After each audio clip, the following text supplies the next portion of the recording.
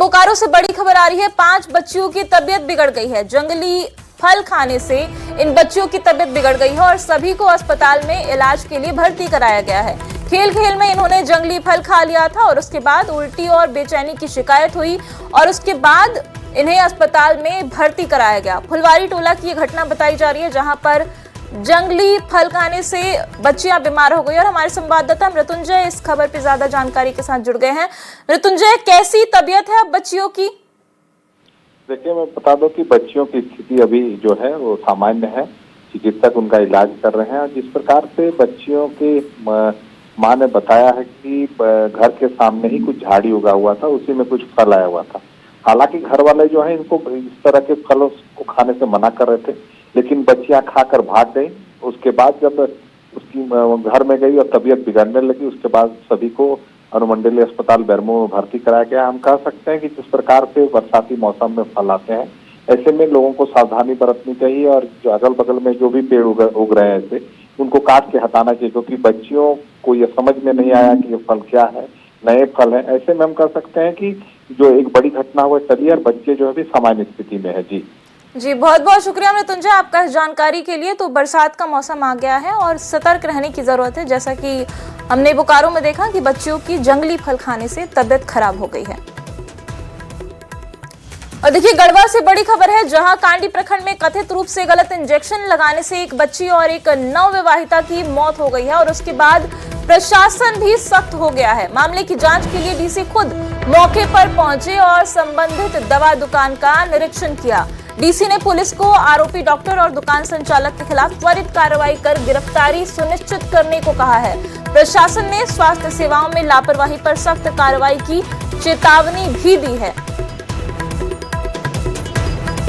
और निश्चित रूप से ये बहुत दुखद घटना है, उसको सुन के मैं यहाँ आया हूँ और हृदय विदारक घटना है और इसमें जितनी कड़ी कार्रवाई होनी है वो हम कर रहे हैं। जो संबंधित दवा के दुकान में जो डॉक्टर बैठते हैं उनके खिलाफ और जो दवा दुकान है उसके विरुद्ध भी कार्रवाई करने के लिए हमने ड्रग इंस्पेक्टर को बोला है।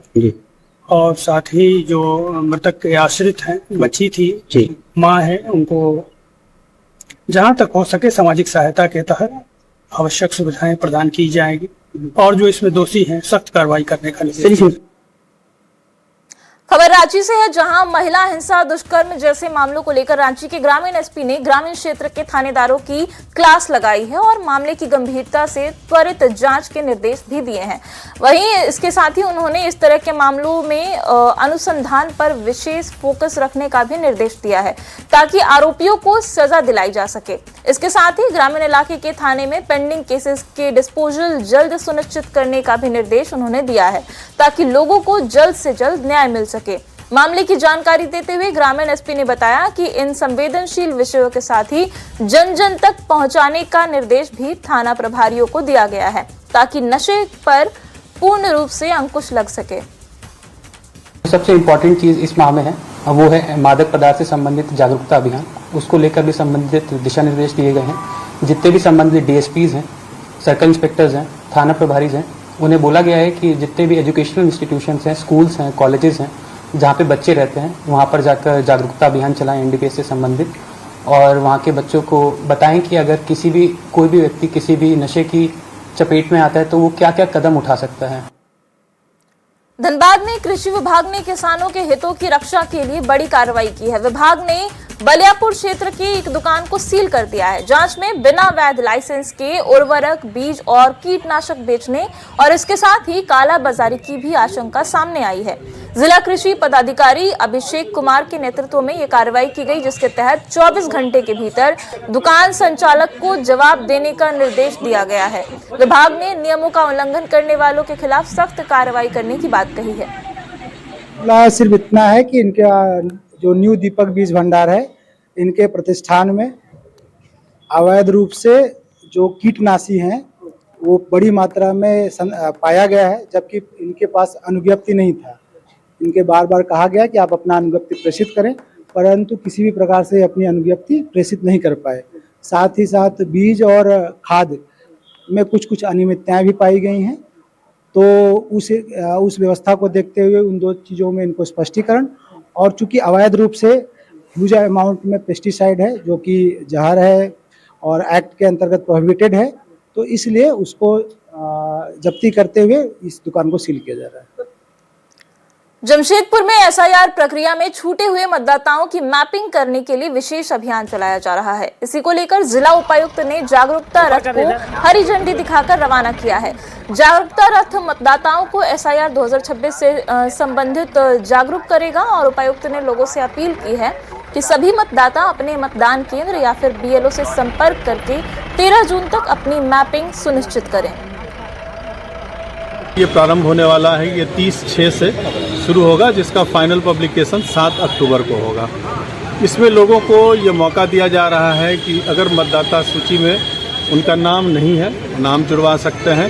साथ ही साथ इसको नागरिकता से भी संबंधित किया गया है, तो उनको अगर उनका नाम मतदाता सूची में 2003 के मतदाता सूची से इसको मैपिंग करने का काम किया जा रहा है। अगर किसी व्यक्ति का 2003 के मतदाता सूची में नाम नहीं है तो डॉक्यूमेंट्स है, 12 डॉक्यूमेंट है, उस 12 डॉक्यूमेंट को दिखा करके उनका नाम उसमें जोड़ा जा सकता है और मैपिंग उनका उससे किया जा सकता है।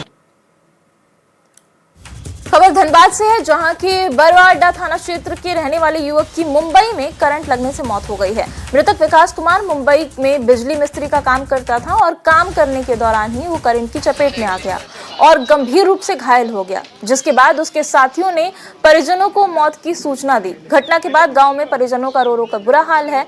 वही घटना की जानकारी मिलने पर सांसद ढुलू महतो जयनगर पहुंचे और परिवार से मुलाकात कर उन्हें ढांढस बंधाया। साथ ही महाराष्ट्र के डीजीपी से फोन पर बात कर कंपनी का पता लगाते हुए मृतक के परिजनों को उचित मुआवजा दिलाने का भी आश्वासन दिया है। की कमी और इसका मतलब खामियां को हम नहीं बता सकते हैं कि क्या अच्छा है क्या बुराई है, मगर राज्य सरकार को इस तरह से मामले में, इस तरह का मामले में गंभीरता पूर्वक लेना चाहिए। और जो इस तरह का कंपनी उस पर वहाँ पे जो बोल रहा था कि हमारा वहाँ एक हेड ऑफिस होगा, पूरे झारखंड प्रदेश के जितने मजदूर वहाँ पे काम करने गए हैं उसको हम वहाँ से सारा कुछ उसको सुविधा दिया जाएगा, उसको मुआवजा दिलवाया जाएगा कि इस तरह का कोई घटना घटता है तो। मगर इस तरह की स्थिति आज देखिए आपके सामने है। हम राज्य सरकार से कहना चाहेंगे कि इस पर गंभीरता पूर्वक ले और इसको, इस परिवार को एक नौकरी दे, इसको मुआवजा दिलाए। खबर बोकारो से है, जहां एक दिव्यांग अभ्यर्थी को आरबीआई की परीक्षा में बैठने से रोका गया। परीक्षा केंद्र पर दिव्यांग अभ्यर्थी से मेडिकल सर्टिफिकेट मांगा गया, जबकि वो दिव्यांग प्रमाण पत्र और अपना आईडी प्रूफ दिखा रहे थे, जिसके बाद उन्हें परीक्षा देने से रोक दिया गया। परीक्षा से रोके जाने के बाद अभ्यर्थी बोकारो डीसी से मिला और अपनी परेशानी को व्यक्त किया। मेरा आज आरबीआई का एग्ज़ाम था, मैं ये एडमिट कार्ड लेकर के मैं सेंटर गया। सेंटर में हमको आईडी कार्ड प्रूफ मांगा गया, तो वहाँ से इन हो गया। उसके बाद सेकंड जो हम लोग वहाँ पे चेकिंग होता है वहाँ पे हमको रोका गया और बोला कि आपका एग्ज़ाम है, आपका हैंडीकैप है तो सर्टिफिकेट दिखाए। तो मैंने सर्टिफिकेट दिखाया, फिर बोला कि नहीं मेडिकल सर्टिफिकेट दिखाए, तो मेडिकल सर्टिफिकेट के लिए इशू कर दिया। बोला कि नहीं आपको मेडिकल सर्टिफिकेट आप लाइए तभी मैं आपको बैठने दूँगी। ऐसा नहीं, आप गेट के बाहर चले जाओ, तो बाहर आ गया। जमशेदपुर के साकची के स्ट्रीट माइल रोड में लगातार दूसरे दिन अतिक्रमण हटाओ अभियान चलाया गया। इस दौरान साकची चौक से रामलीला मैदान तक सड़क किनारे अवैध पार्किंग और अतिक्रमण पर कारोबार करने वालों को हटाया गया। अभियान के दौरान यातायात नियमों का उल्लंघन करने वालों पर भी कार्रवाई की गई और कई वाहनों का चालान भी काटा गया।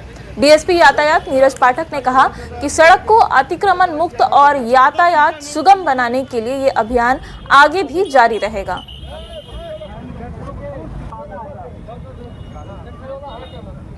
पार्किंग क्षेत्र में काफी दुकानदारों के द्वारा, ठेला खोमचा के द्वारा अतिक्रमण करते हुए फुटपाथ को भी बाधित किया जाता है। बार बार जमशेदपुर अधिसूचित क्षेत्र समिति द्वारा लोगों से अपील की जाती है कि पार्किंग क्षेत्र को बाधित ना करें, परंतु इनके द्वारा अभी वर्तमान में जो सूचना मिली है कि इनके द्वारा फिर से अतिक्रमण कर लिया गया है।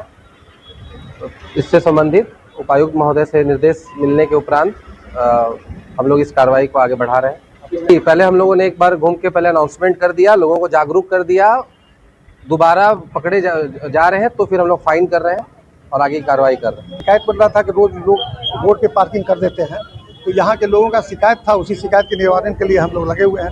क्यूआरटी टीम के साथ, अपना ट्रैफिक क्यूआरटी टीम के साथ हम लोग मिलकर इस पर कार्रवाई कर रहे हैं और टीम भी बन गया है। जिला लेवल से भी टीम बना हुआ है इसमें भी अब उनके साथ भी मिलकर हम लोग कार्रवाई कर रहे हैं। सामूहिक रूप से एसडीओ साहब के नेतृत्व में डीटीओ साहब, हम हो गए, जेनेसी हो गए, दोनों सीओ हैं।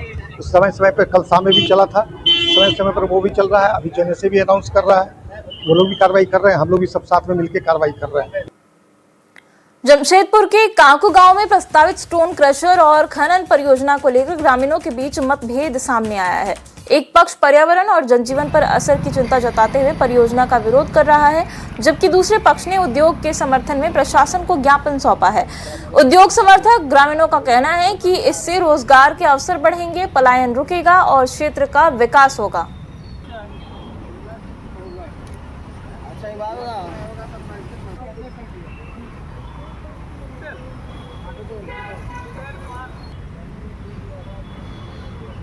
इसके लिए हमारा भावना चिंता करके हम जमीन दे रहा है काम के लिए। इसे हर दिन 200-150 लोग का काम मिलेगा, उसका रोजगार मिलेगा, तो युवा का दूसरा जगह क्यों जाएगा, बंगाल तंगाल। देखिए सर, आज हमारे भाषा ऐसा थोड़ा थोड़ा गलत होगा क्या। हमारा परिवार बाहर जाने के लिए वर्धमान गया, और जो लोग कल के यहाँ के आकर जमीन नहीं देगा, उसका बाप का जमीन है, मेरा तो जमीन है 33 परिवार का। हम लोग का जमीन दिया है, जो काम के लिए दिया है, कि हम लोग काम मिलेगा, यहाँ दूसरा आदमी काम करेगा। बाहर जाता है सब, गुजरात कोलकाता खटने के लिए जाता है, माया छेड़ा चढ़ के। जब लोकल में काम मिलेगा तो हम लोग, इसलिए हम लोग दिया है जमीन। ब्लास्टिंग से कोई दिक्कत नहीं, ब्लास्टिंग के कोई दिक्कत नहीं होगा। देवघर में बीजेपी जिला कार्यालय में केंद्रीय राज्य रक्षा मंत्री संजय सेठ ने प्रेस वार्ता कर केंद्र की मोदी सरकार के 12 साल की उनकी उपलब्धियों को गिनाया और उन्होंने कहा कि सांसद खेल महोत्सव से छोटे स्तर के खिलाड़ियों को बड़ा मंच मिल रहा है और देश में खेल प्रतिभाओं को आगे बढ़ाने का अवसर भी मिल रहा है। मंत्री ने कहा कि भारत वैश्विक स्तर पर तेजी से प्रगति कर रहा है और कई अंतर्राष्ट्रीय आयोजनों में देश की भागीदारी बढ़ी है। उन्होंने प्रधानमंत्री की अलग अलग योजनाओं का भी उल्लेख करते हुए सरकार के कार्यकाल को उपलब्धियों से भरा हुआ बताया। खेल महोत्सव किया जिसमें 40,000 रांची लोकसभा में 40,000 खिलाड़ियों ने भाग लिया। और तभी जो छुपी हुई प्रतिभा है, प्रधानमंत्री क्या सोचे, छुपी हुई प्रतिभा है उसके आगे अकेला उनको एक मंच मिले। तभी 2030 में अब कॉमनवेल्थ गेम देश में होने वाले हैं और 2036 में प्रधानमंत्री जी का प्रयास है कि ओलंपिक जैसा दुनिया का सबसे बड़ा खेल भी भारत में हो, देश में हो। तो लगातार प्रधानमंत्री जी हर क्षेत्र में काम कर रहे हैं। आज आप सबको मेरी खुशी हुई बाबा के दरबार में हाजिरी लगा। धनबाद में केंद्रीय मंत्री अन्नपूर्णा देवी ने झारखंड में चल रहे विशेष गहन पुनरीक्षण को लेकर बयान दिया है। उन्होंने कहा कि ये चुनाव आयोग की प्रक्रिया है जिसका उद्देश्य अवैध रूप से रह रहे लोगों की पहचान कर वास्तविक नागरिकों के अधिकारों की रक्षा करना है। मंत्री ने राज्य सरकार से इस प्रक्रिया में तेजी लाने और बेहतर समन्वय की अपील की है। साथ ही उन्होंने कहा कि एसआईआर केवल चुनावी प्रक्रिया नहीं बल्कि नागरिक अधिकारों की सुरक्षा से जुड़ा विषय है।